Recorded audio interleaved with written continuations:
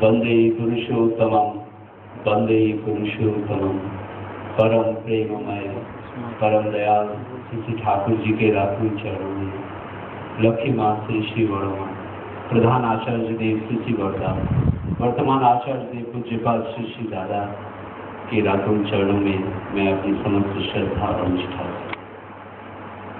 ठाकुर परिवार के सभी के श्री चरणों में मैं अपनी समस्त श्रद्धा और निष्ठा।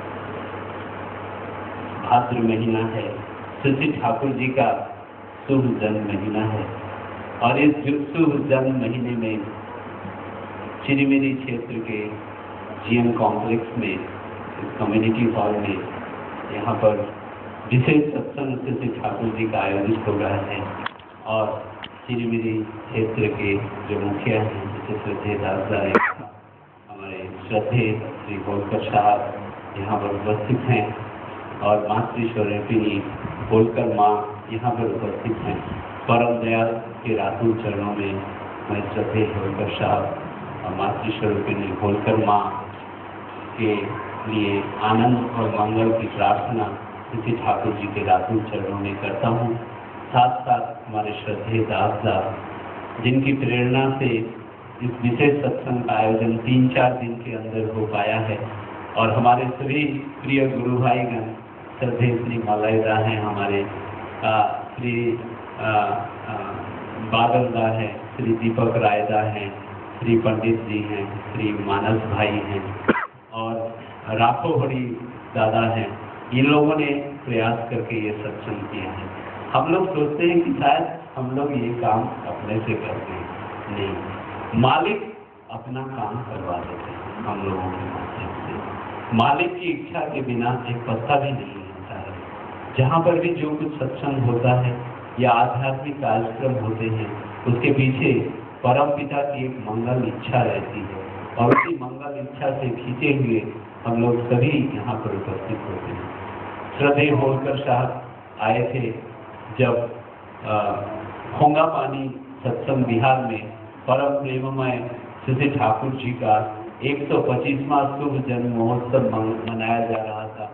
31 मार्च था शायद उस दिन होलकर साहब आए थे और प्रथम बार मुझे सौभाग्य मिला था उनके सानिध्य में आने का और उन्होंने उस पवित्र उत्सव में आकर बहुत अच्छे ढंग से अपने भावों को व्यक्त किया था। उसके बाद श्रद्धेय होलकर साहब फिर यहाँ चिरीमेरी आए और ऐसा लगता है कि होलकर साहब जहाँ जहाँ जाते हैं वहाँ वहाँ फिर से सत्संग की धारा बहती है। जब सचदेव एरिया में थे तो मनिंद्रगढ़ में वहाँ पर सत्संग हुआ और आज यहाँ पर जब चिरीमेरी क्षेत्र में हैं तो उन्होंने बहुत कृपा पूर्वक हमारे सत्संगी गुरु भाइयों को ये हॉल प्रदान किया है, अनुमति प्रदान किया है कि हम लोग यहाँ सत्संग करें। सभी गुरु भाई परिवार की ओर से मैं उनके प्रति आभार और श्रद्धा व्यक्त करता हूँ। श्रद्धेय दासदा के बारे में आज से 10-12 साल पहले या 15 साल पहले एक बंसल बोलकर लड़का है, पवन कुमार बंसल, वो इंडियन स्कूल ऑफ माइंस से पेट्रोलियम में बीटेक करके वो अभी कुवैत में है, कुवैत पेट्रोलियम में है, उससे पहले ONGC में था। वो बोला करता था कि दादा मैं रानीगंज का रहने वाला हूँ और उस रानीगंज क्षेत्र में ECL में एक श्रद्धेय दासदा रहा करते हैं, वो मैनेजर हैं और बहुत अच्छा ठाकुर जी का यादन करते हैं और हमको जब तक मन नहीं लगता है वहाँ रानीगंज में मैं श्रद्धेय दासदा के पास चला जाता हूँ और वहाँ जाकर उनसे ठाकुर जी के बारे में सुनता हूँ। ये 15-16 साल पहले मैं दासदा के बारे में सुना था। श्रद्धेय दासदा विश्रामपुर में जब थे तो अंबिकापुर में अभी जो सत्संग बिहार बन रहा है बृहद रूप में, उस सत्संग बिहार के लिए श्रद्धेय दासदा ने बहुत प्रेरणा दी और बहुत सहयोग भी दिया। अभी ये सौभाग्य की बात है कि चिरीमेरी एरिया में श्रद्धेय दासदा आए हैं और सभी गुरु भाइयों को और सभी दादा लोग जो यहाँ हैं उनको श्री ठाकुर जी के बारे में पता है। आज करीब 30 दीक्षाएं हुई, उसमें से एक अपूर्व सान्याल जो बीटेक कर रहा है वहाँ पर भाईजैक में, विशाखापट्टनम में, एक लड़का कैमरे बोलकर एक लड़का वो क्लास 9 का और एक छोटा सा चैटर्जी, अपूर्व चैटर्जी, ये लोग दीक्षा लिए।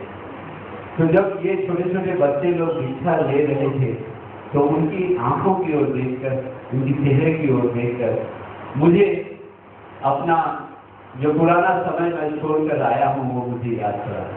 मुझे याद पड़ा जब मैं क्लास 9 में पढ़ता था तो मेरे दीदी लोगों को पढ़ाने के लिए एक बूढ़े मास्टर साहब आया करते थे, मल्लिक दादा, श्री सुदीन मल्लिक दादा, अब नहीं रहे संसार में। वो पढ़ाते थे और पढ़ाने के बाद एक लकड़ी के चेयर में, बड़ा सा चेयर था, उसमें माँ उनको बैठाती थी इस चेयर में और एक ग्लास गर्म दूध मास्टर साहब को देती थी माँ।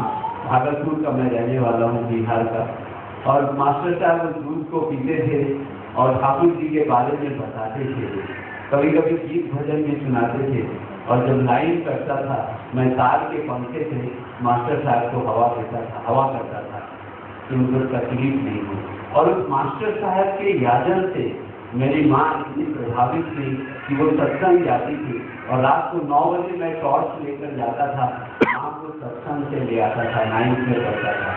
उस समय एक असिस्टेंट डायरेक्टर एग्रीकल्चर कॉलेज में हुआ, डिपार्टमेंट में हुआ करते थे, श्रद्धेय श्री गंगाधर लाल दास साहब। वो मेरे घर में आया करते थे, मेरे पिताजी को समझाते थे दीक्षा लेने के लिए।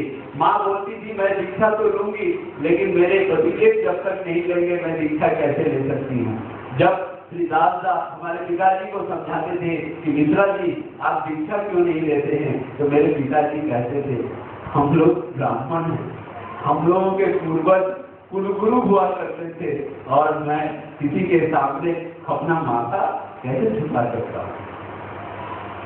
एक अहंकार, सम सॉर्ट ऑफ ईगो था, एक अहंकार था, या हो सकता है पूर्वजों के प्रति उनकी वो निष्ठा जिसका वो वैशिष्ट का एक ये था। लेकिन श्रद्धेय दास साहब इतने बड़े ऑफिसर होते हुए, जबकि मेरे पिताजी एक साधारण पुलिस डिपार्टमेंट में लीडर थे, वो श्रद्धेय दास साहब आते थे जबकि वो डायरेक्टर थे, आकर पिताजी को समझाते थे। पिताजी ने शर्त रखी, जो आप बोलेंगे वो मैं 3 दिन तक करूंगा, ठाकुर जी का विधि विधान मैं 3 दिन तक मानूंगा। अगर 3 दिन में मुझे अच्छा नहीं लगा तो मैं ये सब कुछ छोड़ दूंगा। मेरी पत्नी बहुत दीक्षा लेना चाहती है, उसके आग्रह को देखकर ही मैं ठाकुर जी की दीक्षा ले रहा हूँ। पिताजी दीक्षा ग्रहण की, माँ दीक्षा ग्रहण की और दूसरे ही दिन पिताजी प्रार्थना में बैठकर रोने लगे। मैंने उनको कभी रोते हुए देखा नहीं, वो रो रहे थे। बाद में दीक्षा को बोले ये दीक्षा अगर 20 वर्ष पहले मैं ले लिया होता, जब मेरी पोस्टिंग देवघर में थी और उस समय श्री ठाकुर जी सशरीर थे, अगर मैं उनका दर्शन कर पाता, उनकी दीक्षा ले पाता तो कितना अच्छा होता। लेकिन मेरे माथे पर ये अहंकार था कि हम लोग के पूर्वज कुलगुरु हुआ करते थे, इसलिए मैं उनको समर्पित नहीं हो पाया। और हम सारे बच्चों को उन्होंने बुलाकर कहा कि मैंने करीब करीब 58 वर्ष की उम्र में दीक्षा ग्रहण की, तुम लोग अभी छोटे हो, जो गलती मैंने की, जो भूल मैंने किया वो भूल तुम लोग मत करो, तुम लोग अभी ठाकुर जी की दीक्षा ग्रहण करो। और जब मैं 9th क्लास में था तो मेरी दीक्षा समझ गई। इंजीनियरिंग कंप्लीट करके मैं BIT सिंधी में मेरा एडमिशन हुआ, पिताजी रिटायर कर गए, मेरे 2 दीदी की शादी नहीं हुई थी, मैं इंजीनियरिंग पढ़ रहा था, मेरे 3 बड़े अन्य भैया लोग पढ़ रहे थे। पिताजी के सामने बहुत समस्या आ गई कि पेंशन का छोटा सा अमाउंट से वो कैसे 2 दीदियों की शादी करेंगे या PF जो मिला है मुझे इंजीनियरिंग पढ़ाएंगे और मेरे 3 भाइयों को शिक्षित करेंगे। उन्होंने अपने ऋषि दादा से हाथ जोड़कर निवेदन किया कि दादा आपने मुझे ठाकुर जी की दीक्षा दी है, आप रास्ता बताइए कि मेरा जीवन कैसे चलेगा, मैं अपने परिवार को कैसे भरण पोषण करूंगा। तो ऋषि का आंख बंद करके बोले मिश्रा जी आप SP के लीडर थे, रिटायर किए हैं, आपको टाइपिंग अच्छी आती है, आप एक टाइप मशीन खरीद लीजिए और भागलपुर कोर्ट कचहरी में आप बैठ जाइए। पिताजी हंसने लगे, बोले इतने लोग, सैकड़ों लोग टाइपिस्ट वहां पर बैठे हुए हैं, मैं जाऊंगा तो मेरा कैसे चलेगा। ऋतिका बोले नहीं, मेरी इच्छा है कि आप टाइपिंग शुरू करें। पिताजी सेकेंड हैंड मशीन खोजने के लिए भागलपुर मार्केट में घूमे, सेकेंड हैंड मशीन नहीं मिला। मेरे एक भैया कलकत्ता में रहते थे, वो अपने साथ कलकत्ता ले गए। कलकत्ता के अलग अलग मार्केट में पिताजी ने देखा, सेकेंड हैंड मशीन पसंद नहीं आया, तो एक फर्स्ट हैंड मशीन वाले दुकान में गए। गॉडरेज थेसिस का मॉडल आया हुआ था। पिताजी गॉडरेज थेसिस के मॉडल में ट्रायल ले रहे थे और उन्हें बहुत पसंद आई वो मशीन। तब तक एक बूढ़े सज्जन आए दुकानदार के पास। उन्होंने कुछ बातचीत दुकानदार से किया और वो चले गए। तो पीछे पीछे मेरे भैया उनके पीछे गए, उनसे पूछा कि आप किस लिए आए थे। पहले वो बताना नहीं चाहे, फिर बोले कि मेरे पास एक टाइप मशीन है मेरे घर में, मैं उसे बेचना चाहता हूँ। भैया ने उनका कार्ड ले लिया और पिताजी को बोले चलिए पिताजी। दुकानदार ने इस चीज को देख लिया था कि मेरे भैया उस व्यक्ति से बात कर लिए हैं और पिताजी को हटाना चाह रहे हैं। वो पिताजी को समझाने लगे, नहीं आप इसी मशीन को लीजिए साहब, ये बहुत अच्छी मशीन है। भैया ने कहा हम लोगों के पास रुपया नहीं है, मशीन तो आपका बहुत अच्छा है। उस दुकानदार ने कहा रुपए की कोई चिंता नहीं है, जितना रुपया हो दे दीजिए, मैं एक आदमी को साथ लगाकर ये मशीन भेज दे रहा हूँ, आप घर में रुपया दे दीजिए। भैया बोले मैं फिर बाद में आऊंगा। पिताजी को अनमने ढंग से निकाला। शाम को उस व्यक्ति के घर में गए, सॉल्ट ने बैठाया। उस व्यक्ति ने कहा मेरे पास मेड इन अमेरिका की एक मशीन है, मिस कोरोना, आप देखना चाहेंगे? तो नई मशीन लाई गई। पिताजी प्रसन्न हुए। मुझे तो बहुत ज्यादा दाम था, कस्टम ड्यूटी लगा तो बहुत ज्यादा दाम था। पिताजी और उनके सामर्थ्य के बाहर था। उन्होंने हाथ जोड़कर कहा आपकी मशीन बहुत अच्छी है, लेकिन मेरा सामर्थ्य नहीं है। उठकर जाने लगे तो अचानक उस बूढ़े सज्जन की बेटी बाहर निकली। उन्होंने कहा काकू आप मशीन क्यों लेना चाहते हैं? मेरे पिताजी ने कहा माँ मैं रिटायर हो गया हूँ और मेरे ऋषि दादा ने कहा है कि आप एक टाइप मशीन लेकर कचहरी में बैठिए। तो मैं उसी टाइप मशीन को खरीदने के लिए अपने लड़के के साथ कलकत्ते में आया था, लेकिन ये मशीन मेरे सामर्थ्य के बाहर है। बोला ये बात है काकू, आप इस मशीन को ले जाइए, मैं गिफ्ट में आपको दे देती हूँ। पिताजी ने हाथ जोड़कर कहा मैं गिफ्ट ग्रहण नहीं करता हूँ। तो वो माँ बोली कि कुछ भी पैसा हो आप जो दे सकते हैं दे दीजिए, और टाइप करके गिफ्ट के हिसाब से दे दिया कि रास्ते में कहीं वो चेकिंग नहीं है। उस मशीन की क्या कहानी है? वो सज्जन की बेटी न्यू जर्सी में रहती थी और उनका लड़का न्यूयॉर्क में रहता था। अपने लड़की को उन्होंने पत्र लिखा था कि बाबू तुम जब आओगे तो मेरे लिए एक मशीन ले आना अमेरिका से, और अपनी बेटी को भी लिख दिया था कि तुम जब आओगी तो एक मशीन ले आना, लेकिन तुम दोनों आपस में बात करके एक ही मशीन लाना। अचानक उनकी बेटी का प्रोग्राम हो गया भारतवर्ष आने का। वो मशीन खरीद करके एयरपोर्ट में आई। उस दिन संयोग से 4 घंटा फ्लाइट लेट हो गया। तो उन्होंने अपने भैया को फोन किया कि भैया मैं भारत जा रही हूँ, 4 घंटा फ्लाइट में लेट है। तो उनके भैया को अचानक याद आया कि पिताजी ने लिखा था कि टाइप मशीन लेना है। तो झट से उन्होंने टाइप मशीन खरीदा, एयरपोर्ट में चले आए। 2 मशीन एयरपोर्ट में है। भैया बोलते हैं मेरे को पहले चिट्ठी लिखी है, इसलिए मेरी मशीन ले जाओ। वो बोली मैं पहले मशीन खरीदी हूँ, इसलिए मैं अपना मशीन ले जाऊंगी। 2 मशीन आ गया और उसी में से एक मशीन को वो सेल करना चाह रहे थे सज्जन। और पिताजी जब कचहरी में जाकर एक पेड़ के नीचे एक टेबल बिछाकर एक चेयर में बैठकर जब वो Smith corona machine made in America रखी, चारों तरफ से भीड़ जमा हो गई। और आप विश्वास नहीं करेंगे, जब मैं हॉस्टल से आता था घर में रात को 2-2 बजे तक टक टक टक टक टक टक टक टक मैं आवाज सुनता था। मैं जब उठकर देखता था मेरे पिताजी रात को 2 बजे तक उस टाइप मशीन में टाइप कर रहे हैं। और इतना उपार्जन हुआ और इतने लोग पिताजी के पास आते थे काम देने के लिए कि 2-3 टाइपिस्टों को पिताजी अपना काम बांट देते थे। हम लोगों का तो परिवार चला उस टाइप मशीन से। हम इंजीनियरिंग कर गए, मैं इंजीनियरिंग कर गया, मेरे 2 दीदियों की शादी हो गई। पिताजी को जो तनख्वाह मिलता था उससे 3 गुना 4 गुना उस टाइप मशीन से पिताजी काम करके निकाले थे। और आज मेरे पिताजी नहीं है, लेकिन आज भी वो टाइप मशीन है। 20 साल तक मेरे पिताजी उस टाइप मशीन पर टाइप किए हैं। मृत्यु से पहले तक भी वो कचहरी जाकर टाइप मशीन में टाइप किए हैं। वो टाइप मशीन आज है, लेकिन उसका लेटर दिखाई नहीं पड़ता है। मेरे पिताजी की उंगलियों की छाप है।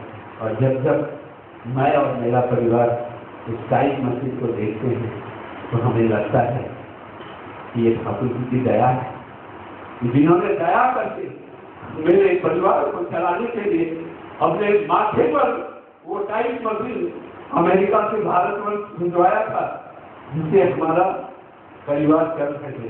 अन्यथा मेरा वो सामर्थ्य नहीं है, मेरे परिवार का वो सामर्थ्य नहीं है कि आप जैसे सुधी वृंदों के सामने मैं खड़ा हो पाता। ये परम पिता की दया। देखिए, भागलपुर में नहीं मिला, कलकत्ते में नहीं मिला, और एक ऐसे टाइम में, एक ऐसे प्रयोग में वो व्यक्ति सज्जन आए और इस तरह से पिताजी को मिठाई मिला।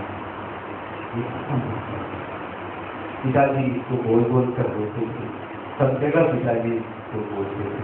जीवन के अंतिम दिनों तक कैंसर उन्हें हो गया था, रांची आए थे ट्रीटमेंट के लिए। जब वो वापस जाने लगे, अवस्था बहुत खराब थी, तो उस समय भी देवघर के रास्ते से बोले मैं देवघर के रास्ते से जाऊंगा, और ठाकुर जी के दरबार में जाकर उन्होंने अपना माथा टिकाया था। उसके कुछ दिनों के बाद चले गए।